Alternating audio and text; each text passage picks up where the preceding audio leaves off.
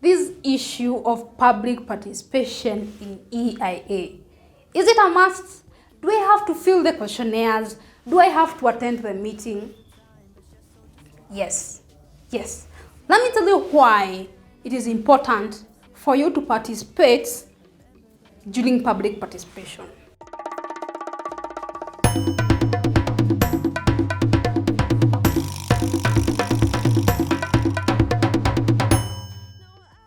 So, for example, I have my piece of land and I want to do a LPG refilling plant. That is, I'm using that example because I have seen a lot of trouble with that one. Now, this area is a residential area. So we have people who have done homes in this area. We have people who have done residential buildings where they have rented out people. We even have a school next to that area. We have a church. We have everything that is just around a residential area in that area. And the area is zoned as residential or agricultural by the physical planners. But now somebody wants to come in and do an LPG refilling plant. And during the process, you, especially you are invited to attend the public participation baraza, but you don't show up. And what they need you to go and say is, are you comfortable? They need you to go and say, this is a residential area. We do not want an LPG here because 1, 2, 3, 4. They want you to go and say, I don't feel comfortable this project being here because of 1, 2, 3, 4. But you don't show up. Of course, you don't show up. So a meeting is done, minutes are recorded, questionnaires are filled, but your opinion is missing. And then after the project has been implemented, maybe the opinion you had was not captured, so it was not, nobody thought about it. There was no plan on how to mitigate the thought that you could have done is not captured. And so then after that, the project is implemented, and forever, for the rest of your life, you're living in misery. Just because you did not attend a public baraza, you did not participate in the public participation, whereas it is your right, whereas the Constitution provides for public participation, whereas the environmental law provides for public participation, where the environmental regulations provide for public participation, whereas even international regulations provide for public participation. They say before any project is implemented, the public must be notified and informed, and they must give their opinion on the project before it is implemented. So then, do you really need to attend these meetings for public barazas? And the question is yes, because they are provided by the law. And currently, unfortunately, there is the COVID-19, a meeting is supposed to be held. And of course, the meeting is going to be held through the chief or the sub-chief of your area, the assistant chief of your area. So they're the people who are going to chair the meeting. You see what happens. Let me give you a scenario, a real life scenario in this. I am an expert, right? And I have a client who wants to do quarrying and mining and crushing of stone. So they want to establish a quarry and a crusher. Maybe they have a piece of land in the area, or they have leased the land from somebody else. And so they contact me as an expert to do an environmental impact assessment for them. And because that is my job, I come to site. I have done videos on EIA. Check out this video so that you can get it very well. So I'll do the baseline studies. I'll seek for the positive benefits I can be able to identify, the negative impacts I can identify and predict. I'll do mitigation measures. I'll do a plan. I'll check at policies, what the law says and what you want to do, and all that is going to be included in a report that I'm going to take to NEMA before the guy is licensed. Okay? But now, one of the requirements is that I need to involve the public. Because in most cases, as an expert who is specialized in the quarrying and the mining industry, I'm not probably from the area. And if I'm from the area, I'm not born in that village. So I don't really know that area as well as the people.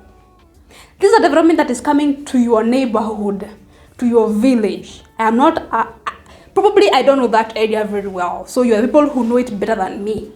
And so I'm calling you for a public participation because I want you people to tell me, what do you think is going to happen if this project is brought to your village? How are you going to benefit? How are you going to suffer from this project? I want to hear them from you people because you're the people who have lived there for 20 years, 30 years, you were born there, you were married there, your parents lived there, or you have been there for some time, you know the area better than me. So I want to hear from you people instances that ever happened in the area. What is the experience that you have had with people who came with similar projects? What experience have you had? Have you gotten the benefits that they said you're going to get? Have you gotten losses and negative impacts from the projects that are already existing? I want to tell me, probably maybe where they're going to do a quarry, there is a tree that is indigenous and is the only one in this world, probably.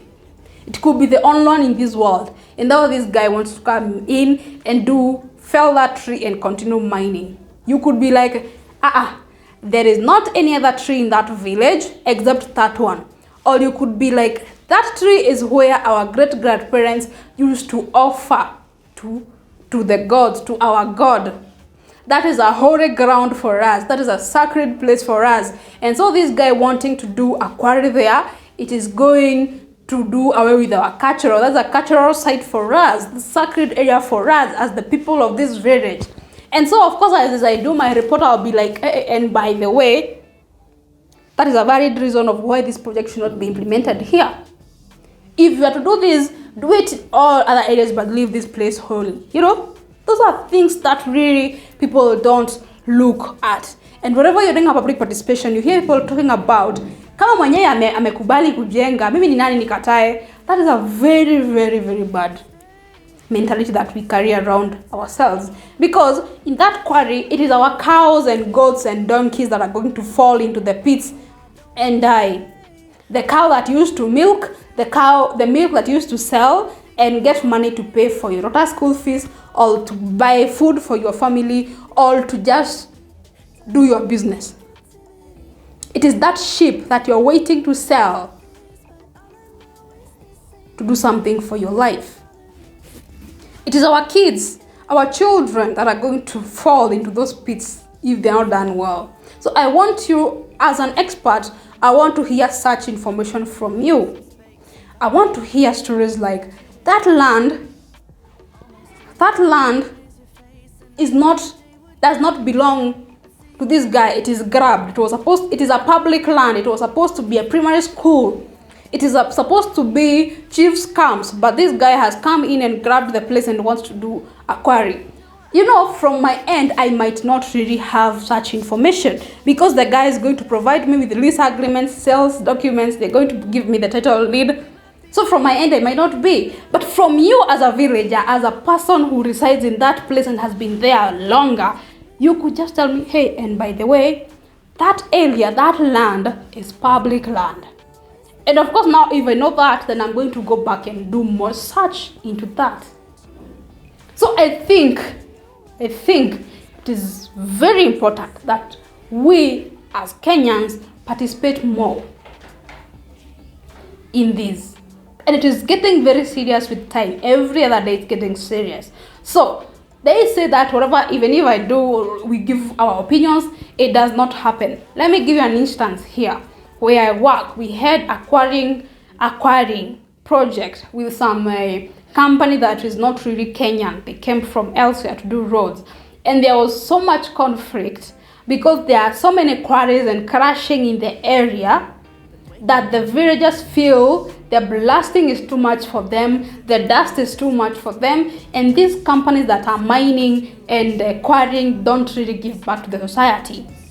And so because that was raised during a public baraza, because that was raised by the public themselves through a public baraza, as there's a platform for them to express their issues, then the government had to come in.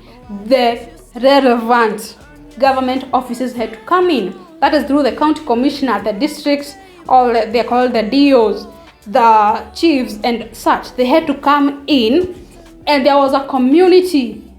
The community formed a committee that looks into such issues.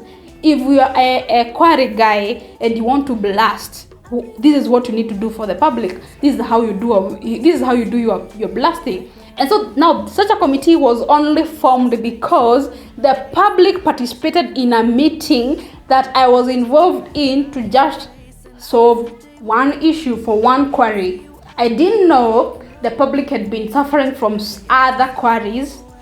It is only through that meeting that these issues came up, and the next step had to be taken so that this can be solved once and for all. And right now, the public is very comfortable. Their problems have been solved. The corporate social responsibility projects that were set are now in the process.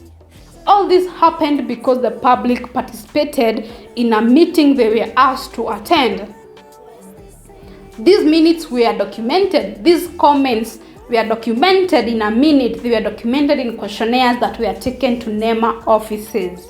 These NEMA reports that the minutes are attached, the questionnaires are attached.